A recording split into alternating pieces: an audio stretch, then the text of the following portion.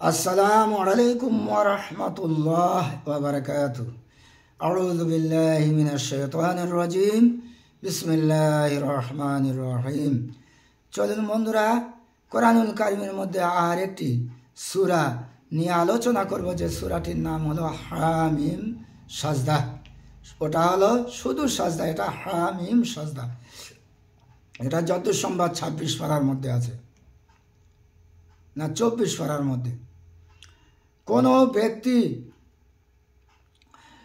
উপর রাজা বাদশাহ বা কোনো শাসক গোসা হলে রাগ করে আর কি, এই সূরা সকালে বিকালে 10 বার করে পাঠ করলে তাদের গোসা দূর হয়ে যায়, অর্থাৎ রাগ দূর হয়ে যায়।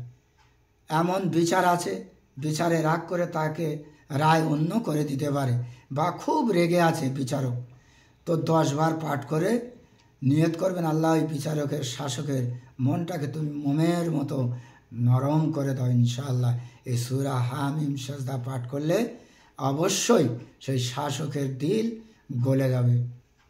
2 নম্বর, কোনো লোকের চোখে কোনো প্রকার রোগ হলে এই সূরা জাফরান দ্বারা লিখে ধৌত করে পানি চোখে দিলে, ওই পানি সুরমার মিলিয়ে চোখে ব্যবহার করলে আল্লাহর রহমতে যাবতীয় রোগ দূরীভূত হয়ে যায়। চোখে অনেকের অনেক রকমের রোগ আছে, তো তাদের জন্য এটা লিখে যদি শর্মার সঙ্গে ব্যবহার করতে পারেন বা ফুঁ দিতে পারেন, চোখে ব্যবহার করবেন, পানি দিয়ে চোখ ধৌত করেন, তাহলে উপকারে পাবেন।